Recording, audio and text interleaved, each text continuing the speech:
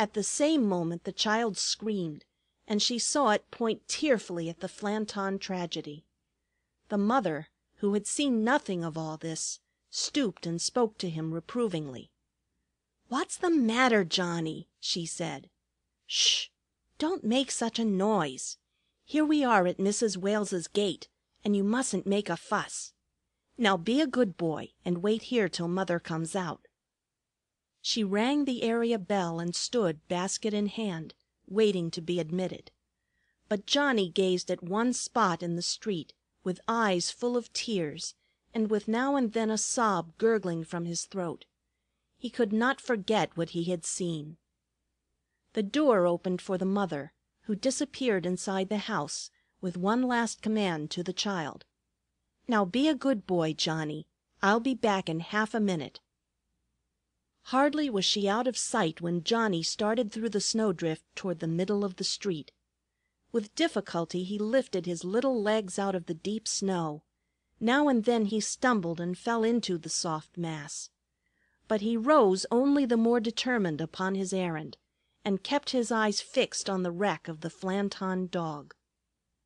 Bob Cooper, who was idly strolling up and down the block, smoking a cigarette as he watched the flitting girlish shadows in a certain window opposite, saw the child's frantic struggles in the snow and was intensely amused. "By Jove!" he chuckled. "I believe he's after the wretched dog I tossed over there with my stick. Fancy it!"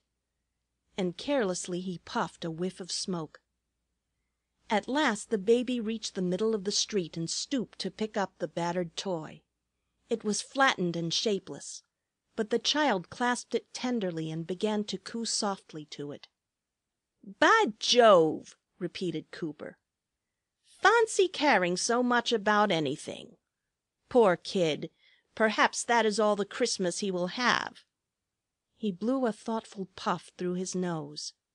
Christmas Eve. The thought flashed through his mind with a new appeal. Just then came a sudden honk, honk.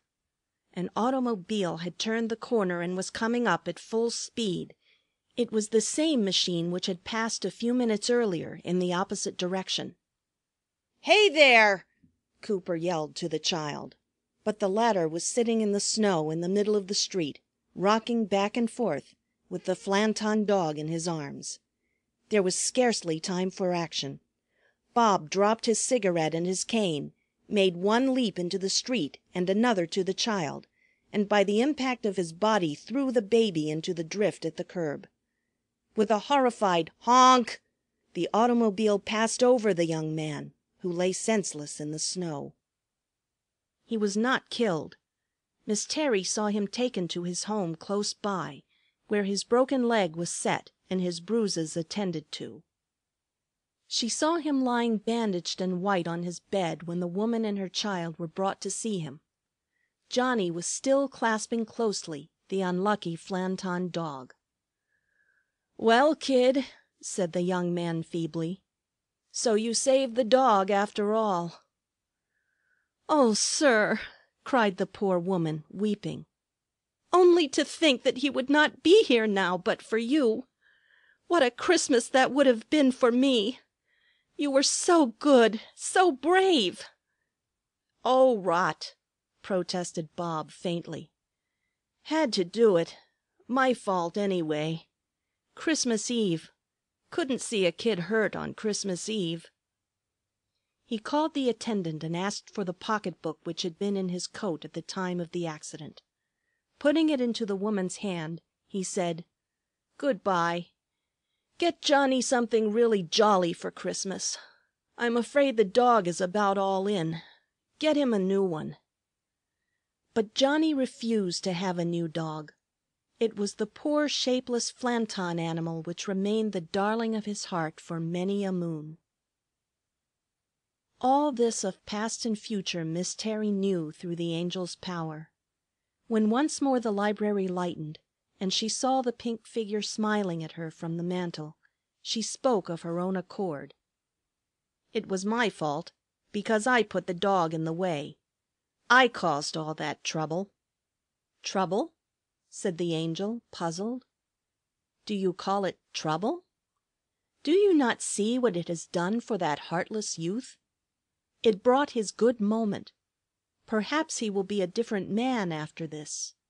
And as for the child, he was made happy by something that would otherwise have been wasted, and he has gained a friend who will not forget him. Trouble? And do you think you did it?" He laughed knowingly. "I certainly did," said Miss Terry firmly.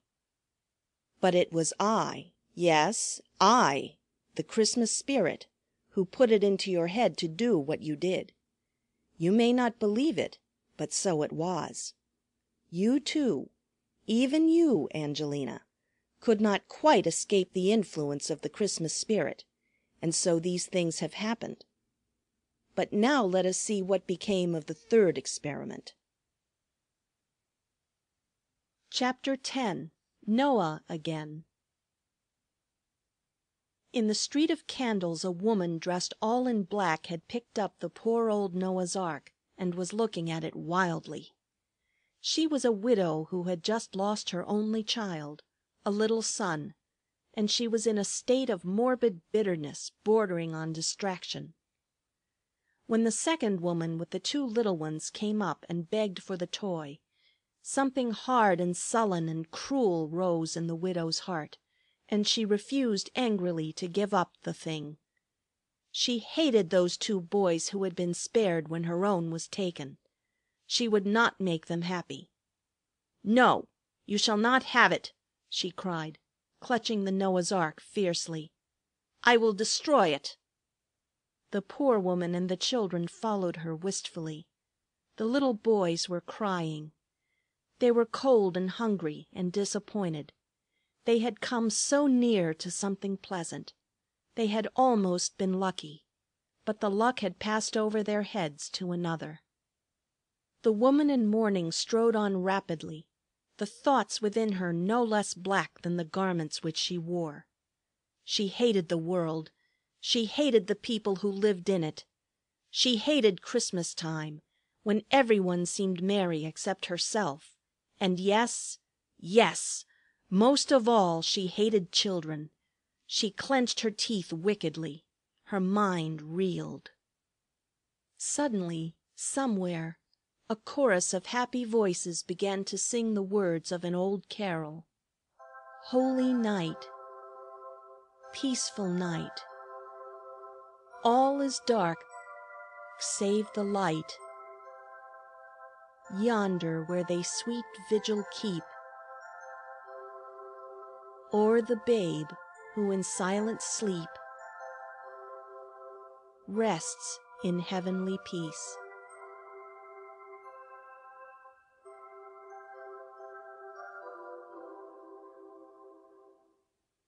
Softly and sweetly the childish voices ascended from the street.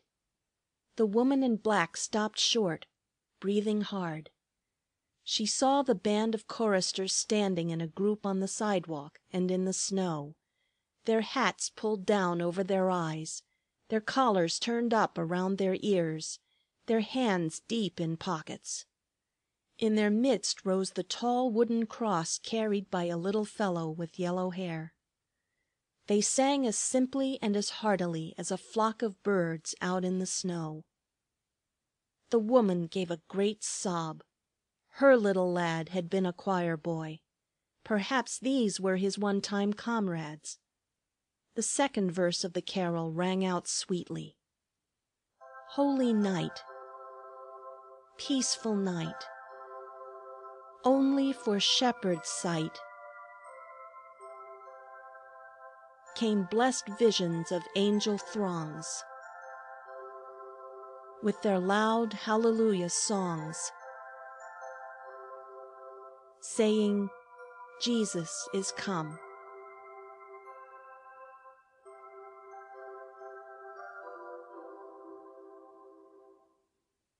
Suddenly it seemed to the distracted mother that her own boy's voice blended with those others.